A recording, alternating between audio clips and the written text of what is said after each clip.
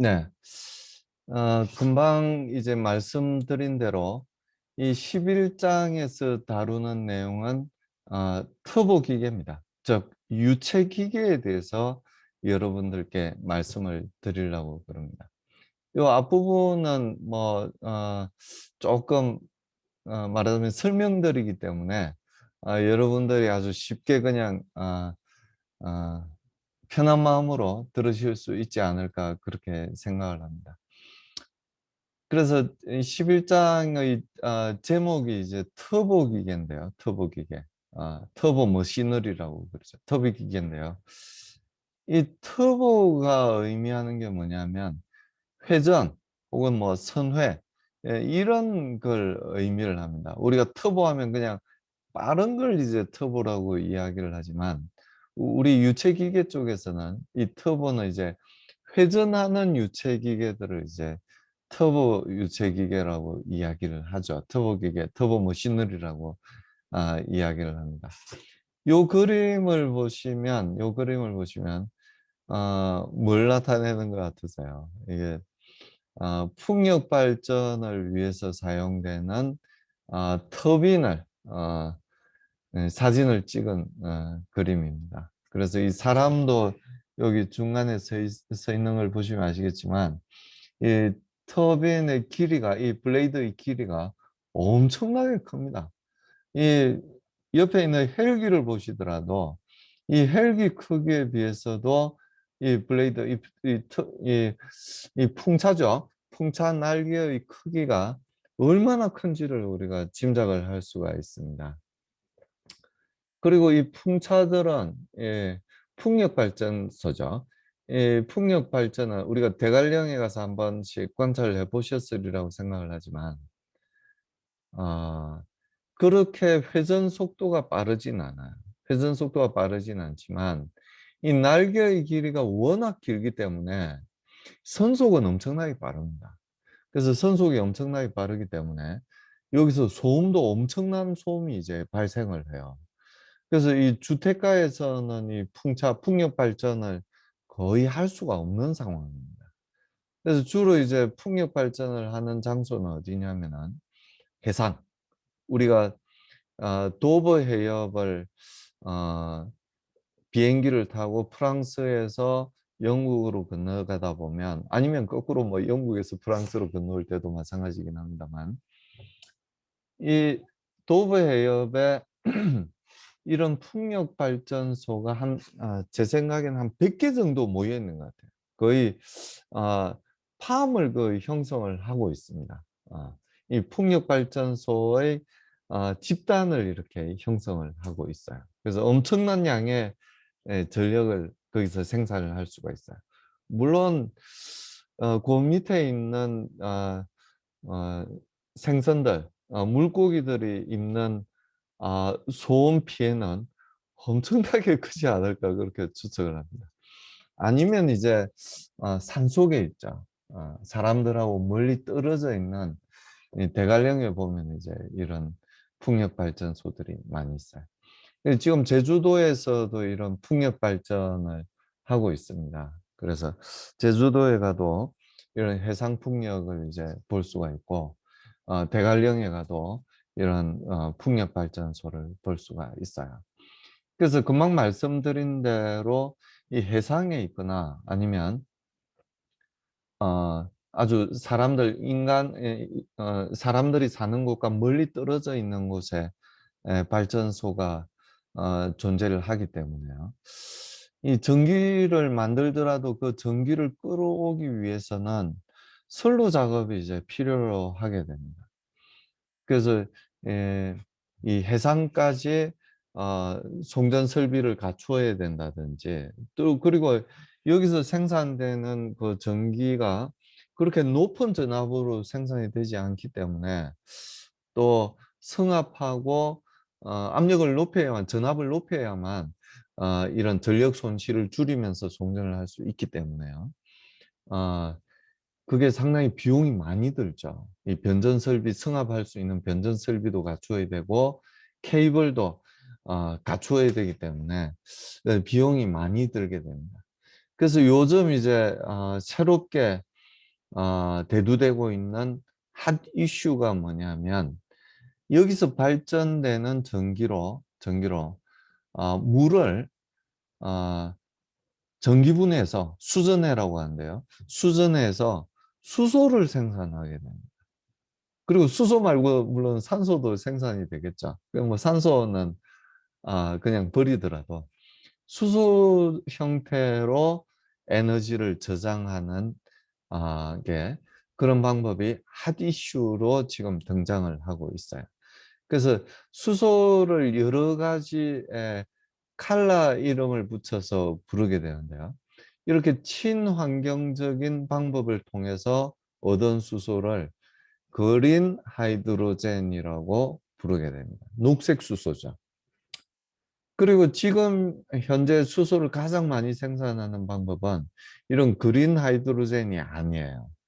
그린 하이드로젠은 이런 풍력 발전이나 태양광 발전 등을 통해서 전력을 생산하고 그 전기를 이용해서 물을 수전해 시켜서 물을 전기분해해서 얻은 수소가 됩니다. 그래서 화석연료를 전혀 사용하지 않는 그런 방법이죠. 그게 이제 우리가 궁극적으로 우리 수소하는 사람들이 원하는 그린 하이드로젠이라고 말씀을 드릴 수가 있고요.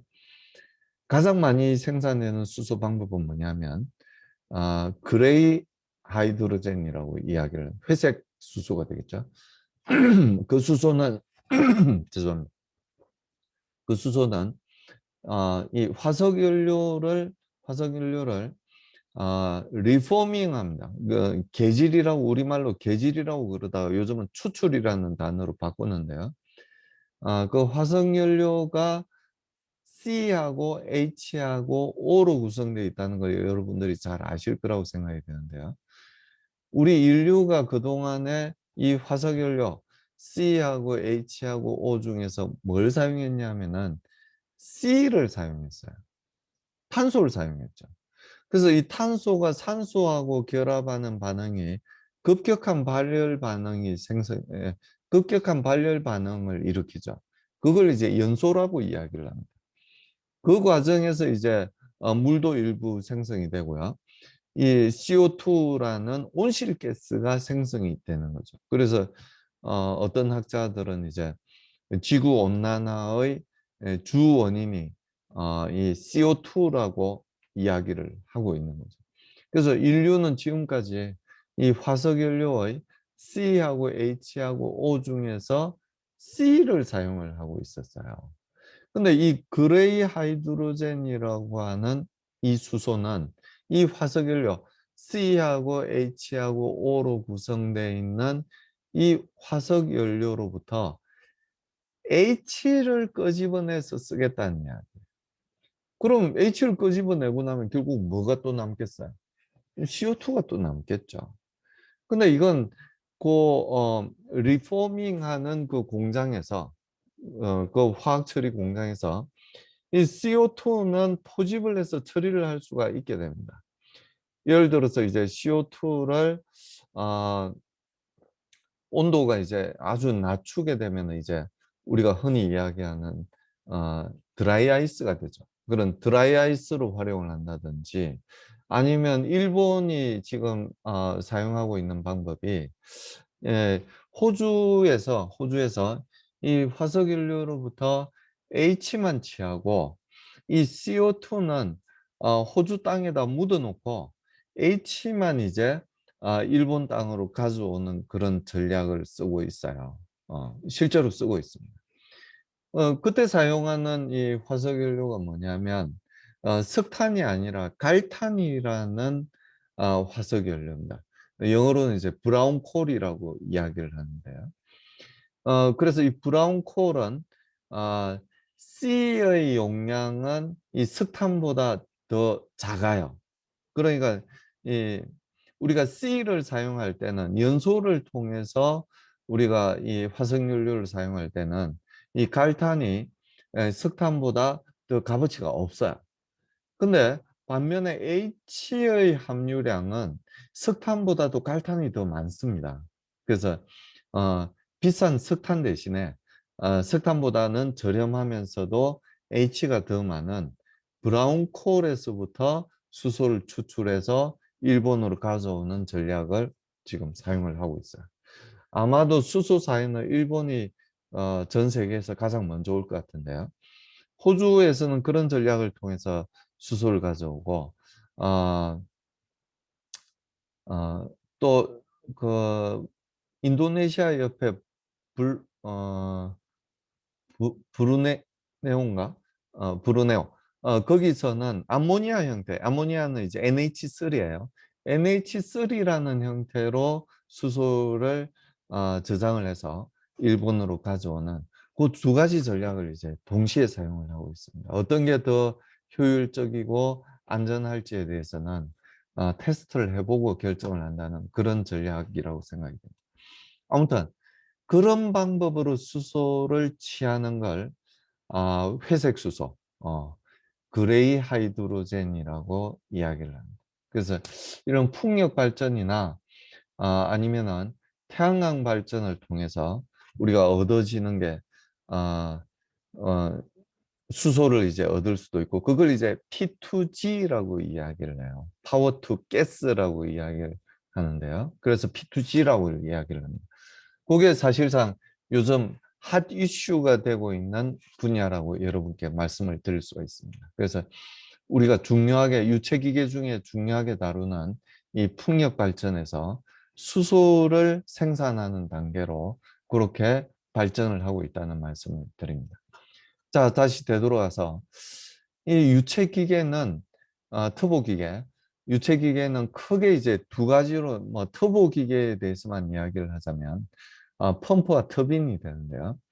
에너지 흡수형 터보기계가 있고요. 한 가지는 에너지 생산형 터보기계가 있다고 말씀을 드릴 수가 있습니다.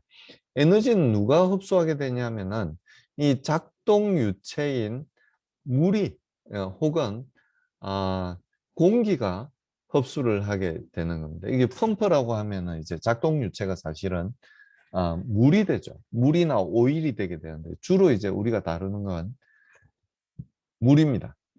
요건 이제 우리 액화수소 펌프도 제가 요즘 연구를 하고 있는데 우리가 아직 갈 길은 멀고요.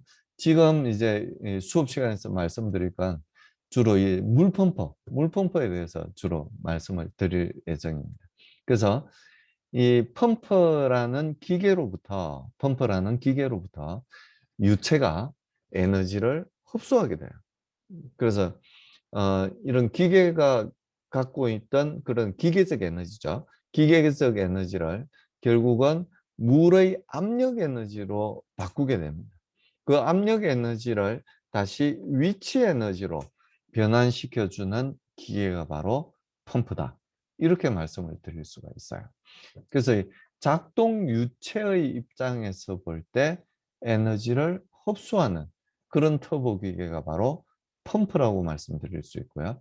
에너지가 가는 방향은 기계에서부터 유체로 이렇게 에너지가 가게 됩니다.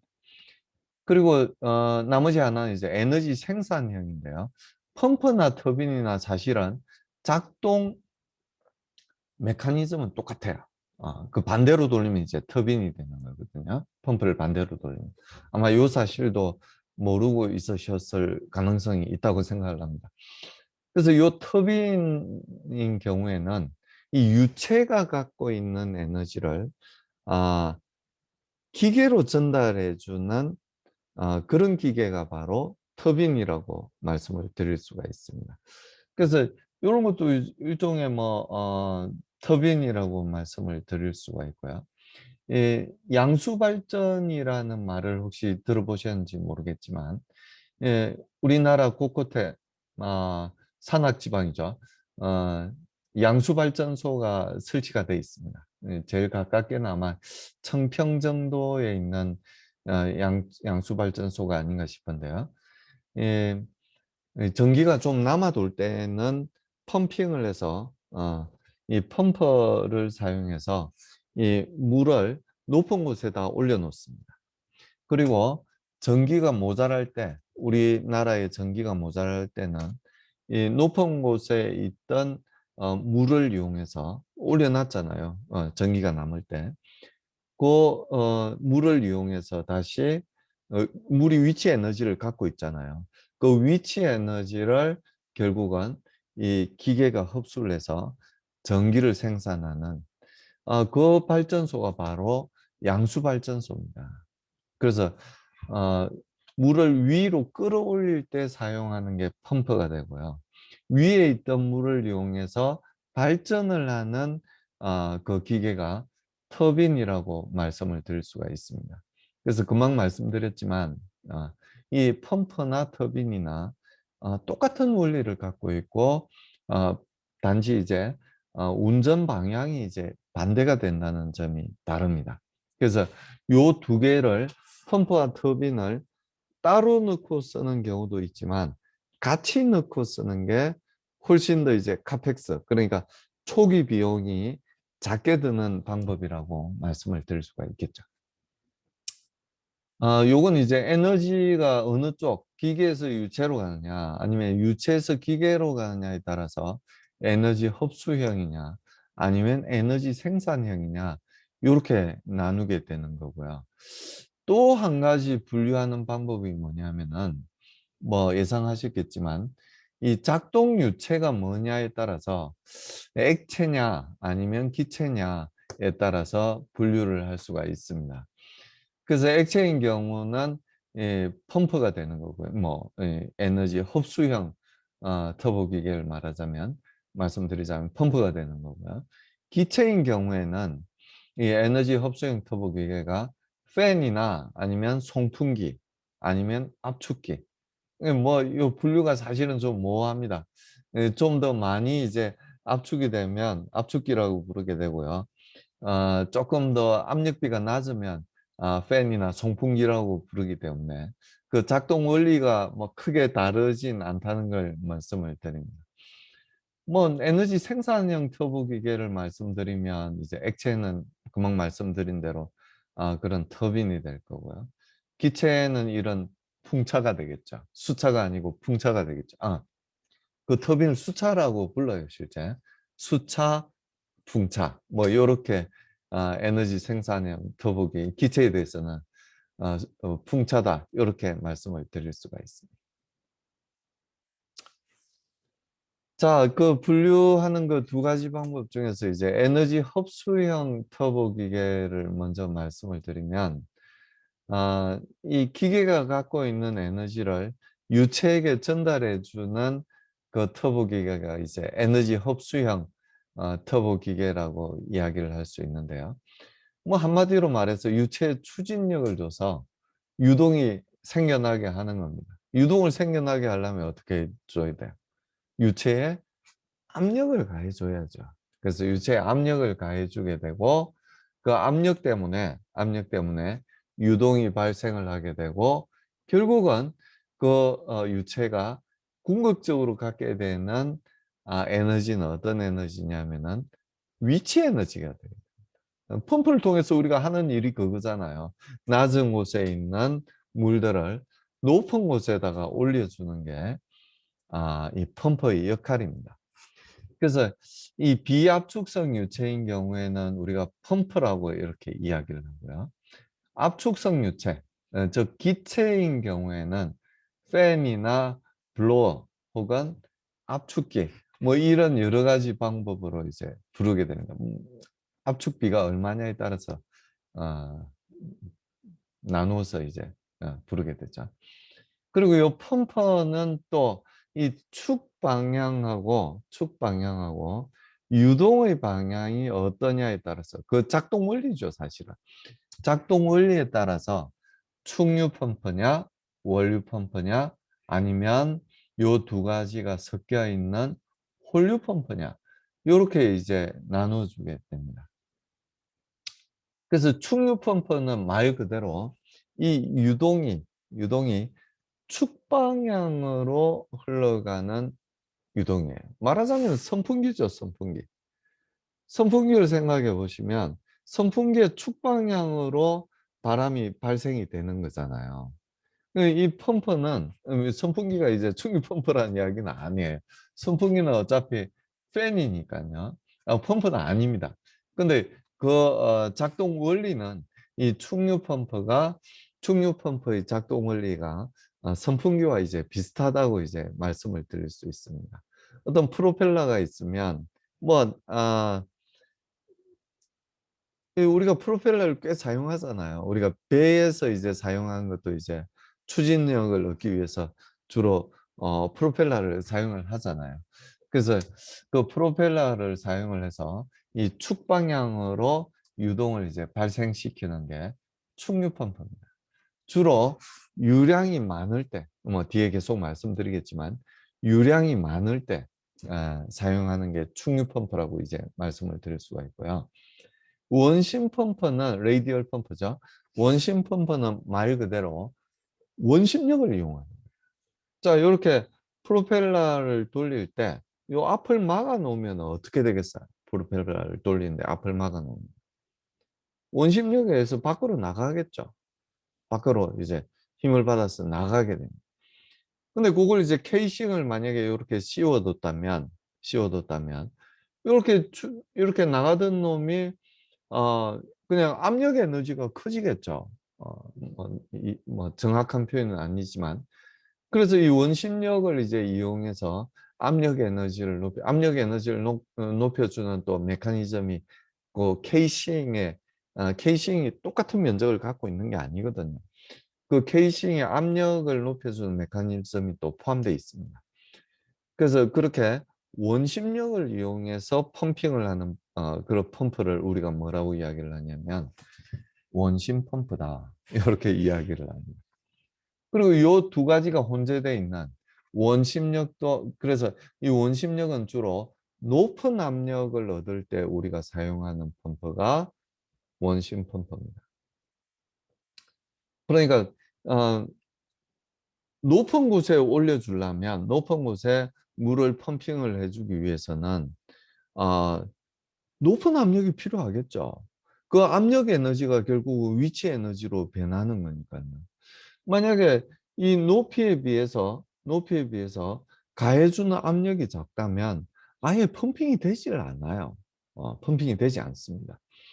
그래서 어, 높이 올려주기 위해서는 더 높은 압력을 만들어줘야 되고 거기에 적합한 펌프는 원심 펌프라고 이야기를 할 수 있고요.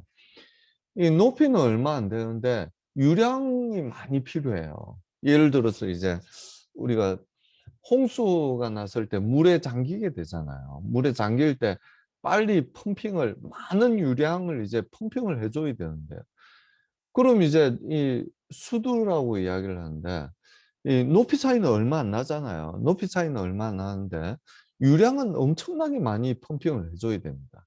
그럼 그때 필요한 펌프는 뭐냐? 충류 펌프라는 거예요. 그러면은 이게 이 수두차라고 이야기를 하는데요. 이 높이에 따라서 유량에 따라서 어떤 펌프를 선정해야 될지 결정하는 사람은 누구겠어요? 바로 여기에 관한 유체 기계에 관한 지식을 알고 있는 기계공학자가 그런 설계를 해줘야 되겠죠. 그래서 그 중간 정도 되는 게 이제 본류 펌프가 됩니다. 그래서 이 수두 차이가 얼마고 그리고 유량이 얼마냐에 따라서 어떤 펌프를 선정해야 되는지도 뒤에 말씀을 드릴 거예요. 그래서 그 부분도 나중에 좀 기대를 해주시면 됩니다. 그리고 이제 이 날개들은 이 말하자면은 이제 회전차와 유체 사이에 그런 운동량을 전달해주는 어, 그런 걸 이제 베인이라고 이야기를 하게 되는데요. 그래서 요거는 고정되어 있는 고정깃도 있고요. 그리고 효율을 높이기 위해서 이 각도가 변하는 그렇게 변하는 베인도 있습니다. 그래서 이제 그건 이제 우리말로 이제 가변기시다 이렇게 이야기를 합니다. 그리고 주로 이제 원심 펌프에 해당되는 내용이긴 하지만 이 케이싱이나 볼류트에서 이 어, 압력을 더 높이기 위해서 이제 사용이 되게 되는데요. 그래서 요 내에서 이제 제한이 되게 되고 컨파인이 된다는 이야기죠. 이제 빠져나가지가 않고요. 그리고 이제 프로펠러가 이제 그 케이싱 내에 존재를 해서 압력 에너지를 높여준다든지 아니면은 축방향의 운동 에너지를 준다든지 그런 역할을 해주는 게 바로 이 케이싱이다. 이렇게 말씀을 드릴 수가 있습니다. 그래서 이 케이싱 설계도 해야 되고요. 이 펌프에 있는 이 날개에 대해서도 우리가 설계를 해야 되는데, 주로 이제 실험적인 방법으로 연구를 했습니다. 근데 최근에는 요 연구도, 이 유체 기계에 대한 연구도 전문 패키지도 나와 있고요. 즉 CFD를 통해서 우리 지금 배우는 강좌 이름이 전산유체 역학이죠. 이 CFD를 통해서 이런 해석을 하기도 설계를 하기도 합니다. 최적 설계까지도 CFD를 통해서 하기도 합니다. 물론 결국은 이제 실험적인 방법을 통해서 최종적으로는 디자인을 완성을 해야 되겠지만 CFD를 통해서 기본적인 그런 설계 과정들도 하기도 합니다. 그래서 일단은 이제 기본적인 이론, 그러니까 비속도 같은 걸 나중에 이제 다 말씀드릴 거예요. 비속도 같은 걸 기본적인 이론을 통해서 구하게 되고요. 그리고 그런 구한 걸 바탕으로 해서 CFD 툴을 이용해서 기본적인 또 설계를 하게 됩니다. 그리고 최종적인 설계의 확정은 결국 실험적인 방법을 통해서 하게 돼요.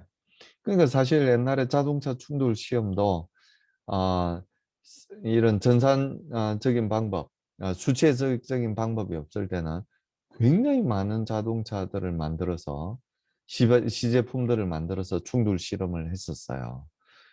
사실 이 시제품을 만드는 건 양산하는 것보다 훨씬 더 비용이 많이 들거든요. 10배, 100배 정도 많이 든다고 말씀을 드릴 수가 있는데요. 최근에는 그렇게 하지 않죠. 가상 충돌 실험을 통해서 어느 정도 윤곽을 잡은 다음에 실제 이제 충돌 실험을 해서 확정을 하게 됩니다. 이 펌프 설계도 마찬가지로 그런 CFD라는 전산 유체역학적인 방법을 통해서 어느 정도 기본 설계를 하게 되고요. 실험적인 방법을 통해서 확정을 하게 됩니다. 그리고 에너지 생산형 터보 기계는 말하자면 이제 터빈이죠. 터빈은 이제 수력 터빈이 있고요. 그리고 전기 터빈이 있고 비슷한 이야기지만 가스 터빈이 있게 됩니다. 그래서 이 터빈은 말하자면 이 강이나 아니면은 바람이 갖고 있는 에너지를 에너지를 뺏어오는 게 뺏어오는 게 터빈의 역할이라고 말씀을 드릴 수가 있습니다. 그래서 이 수력 터빈은 우리말로 이제 수력 터빈 자체가 우리말도 있고 영어도 섞여 있는 거네요. 하이드롤릭 터빈이죠. 수차라고 이야기를 합니다. 수차. 그리고 이제 이 전기 터빈이나 가스 터빈은 풍차라고 부르진 않는데요. 우리가 네덜란드에서 볼 수 있는 그 풍차도 마찬가지예요. 일종의 터빈이죠. 터빈입니다. 거기서 갖고 있는 이 바람이 갖고 있는 그 에너지를 결국은 기계적 에너지로 바꾸어서 우리가 원하는 일을 하게 되는 거죠. 그러니까 곡식의 탈곡에 곡식의 껍질을 벗겨내는데 그 기계적 에너지를 사용하는 게 풍차였어요. 근데 이제 요즘은 그런 데 탈곡하는 데 사용하지는 않습니다. 여기 풍차도 역시 마찬가지로 전기를 생산하는데 풍차를 이제 사용을 하게 되는 거죠. 그래서 이 수차는 금방 말씀드린 대로 이 비압축성 유체, 주로 물이죠. 물로부터 에너지를 얻어내는 물이 갖고 있는 위치 에너지를 가지고 위치 에너지로부터 출발합니다. 위치 에너지를 가지고 뭐 충돌을 한다든지 아니면 압력 에너지로 바꾼다든지 요게 이제 충돌을 하는 펠톤 수차를 보여드리는 거고요. 요게 이제 압력 에너지를 이용한 프란시스 수차를 보여드리는 그림입니다. 요 프란시스 수차가 사실은 원심 펌프랑 작동 원리가 똑같습니다.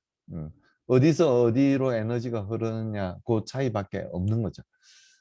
그래서 이런 수차를 통해서 일단은 물이 갖고 있는 에너지를 기계적 에너지로 바꾸게 됩니다.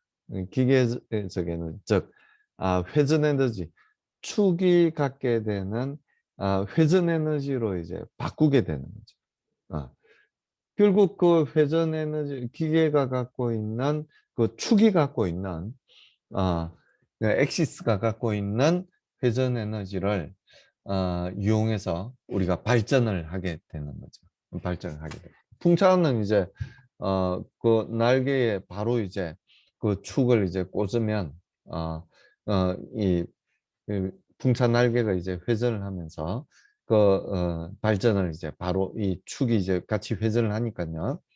축이 회전을 하면서 이제 발전을 하게 되는 거고, 수차는 이제 이런 과정을 충돌이라는 과정을 거치든지 충동이라는 과정을 거치든지 아니면은 이제 어, 압력 에너지를 다시 기계적 에너지로 바꾸는 과정을 거치든지 이런 과정을 거쳐서 다시 전기로 만들게 됩니다.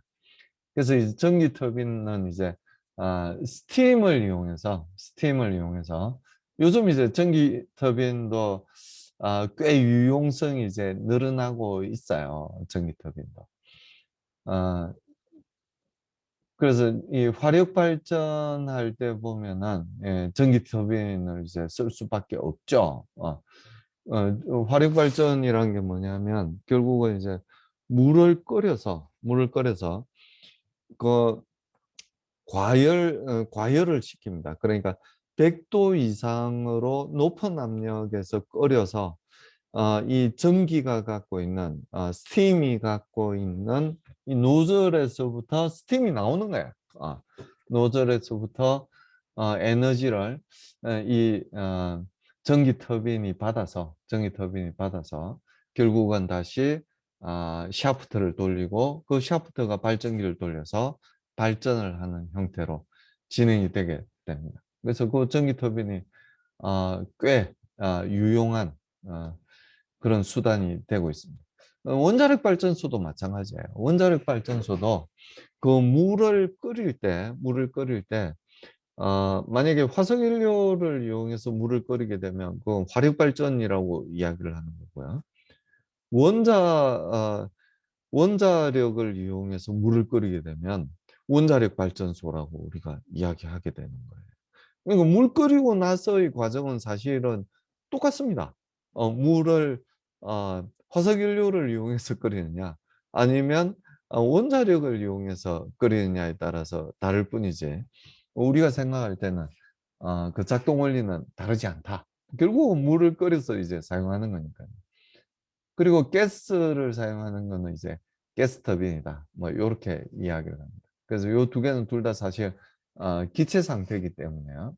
요건 뭐 스팀을 이제 따로 전기라고 이야기를 하는 건 뭐 이해해 주시기 바랍니다. 워낙 많이 사용이 되기 때문에요. 그리고 이제 작동 방법에 대해서는 요렇게 두 가지. 어, 이 작동 유체에 따라서는 이제 요렇게 두 가지고요. 작동 방법에 따라서는 요렇게 두 가지. 그러니까 충동을 이용해 임펄스를 이용하느냐 이 충동에 의해서 돌아가느냐 이 충격량이라고 우리가 배우셨을 텐데요. 옛날에 물리 시간에 이 충돌량을 이제 이 블레이드에 전달을 해서 돌리느냐 아니면은 이제 이렇게 압력 에너지 형태로 사용해서 돌리느냐에 따라서 이 충동 터빈이냐 아니면 반동 터빈이냐 리액션 터빈 요렇게 이제 나누게 됩니다. 그래서 만약에 낙차는 아주 크고 유량이 작을 때는 이 펠톤 수차가 유용한 형태가 되게 됩니다. 아, 여기서 이제 운동량이 어떻게 전달되는지, 이 물이 갖고 있는 운동량이 어떻게 전달되는지에 대해서 옛날에 우리가 이야기를 했었어요. 이야기를 했었어요. 아, 그리고 요건 이제 유량은 많고 낙차가 상대적으로 작을 때 사용을 할 수 있는 게 이런 반동 터빈입니다. 유동이 갖고 있는 이 압력 에너지를 이 운동 에너지로 바꿔준 다음에 운동 에너지로 바꿔준 다음에 이 축을 회전시키는 그런 전략을 쓰는 게 이제 반동 터빈이다. 이렇게 이제 말씀드릴 수 있고요. 요 수차들의 이 터빈들에 달려 있는 이 축을 러너라고 그렇게 이야기를 합니다. 자, 이 부분도 이제 크게 어렵지 않은 부분인데요. 어 펌퍼를 이제 우리가 분류를 할 때 터보식이냐 아니면은 용접식이냐 요렇게 크게 두 가지로 이야기를 하기도 합니다. 그래서 여기서 이제 말씀드리는 건 그중에 이제 용접식 펌프에 대해서 말씀을 드리는 건데요. 용접식은 다시 이 왕복동식이라고 이제 필드에서 주로 이야기를 해요. 그래서 왕복식이냐 아니면 회전식이냐 뭐 이렇게 이야기를 합니다. 뭐 짐작하시겠지만 아주 큰 고압을 이제 발생시킬 때 큰 고압을 발생시킬 때 이런 왕복동식의 펌프를 사용을 하게 됩니다. 그래서 실제로 이제 지금 액화수소 펌프를 만드는 회사가 캘리포니아에 있는 ACS라는 회사하고 그리고 텍사스에 있는 CSMP라는 회사 정도가 있는데요. 다 이 왕복동식입니다. 왜냐하면은 아주 고압으로 만들어 줘야 되거든요. 예를 들어서 넥소에 지금 싣고 다니는 그 고압 기체 통이 몇 기압이냐면은 700기압입니다. 최대 700기압까지 저장을 하거든요. 근데 700기압의 수소를 저장하기 위해서는 충전소라고 이야기를 하죠. 주유소가 아니라 수소 충전소라고 이야기를 하는데 수소 충전소에는 압력을 900기압, 1000기압 정도로 높이해서 보관을 하고 있어야 됩니다. 근데 이 액화수소를 펌핑해서 기체수소 900기압, 1000기압으로 만드는 게 이 원래 기체수소를 압축을 해서 고압 기체 900기압, 1000기압짜리로 만드는 것보다 훨씬 비용이 작게 들어요. 그러니까 처음에 펌프 비용도 작게 들고요. 그리고 운전 비용도 훨씬 더 작게 듭니다. 그래서 어 만약에 액화수소 기반의 수소 충전소를 만들기 위해서는 액화수소를 900기압, 1000기압까지 높일 수 있는 펌프가 필요하게 되고요. 거기에 필요한 펌프는 단연 큰데 이런 왕복동식 펌프가 되게 됩니다. 유량은 많지 않고요. 아주 높은 압력을 만들어 줄 때는 이런 왕복동식이 앞에서 말씀드린 이런 터보 형태보다는 훨씬 더 유용하게 사용이 되게 됩니다. 그래서 요건 이제 피스톤식이라고 이야기를 하고요. 요건 이제 다이어프램식이라고 이야기를 합니다. 뭐 요 만드는 회사 대표님들도 이제 제가 잘 알고 있는데요. 각기 이 회사에서는 굉장히 자부심이 강합니다. 이 피스톤 펌프를 만드는 회사도 그렇고 이 다이어프램 형태의 펌프를 만드는 회사 사장님들도 아주 자부심은 강합니다. 다만 액화수소 펌프를 만들어 달라고 같이 하자고 부탁을 드리니까 다들 못하겠다고 거부를 하시더라고요.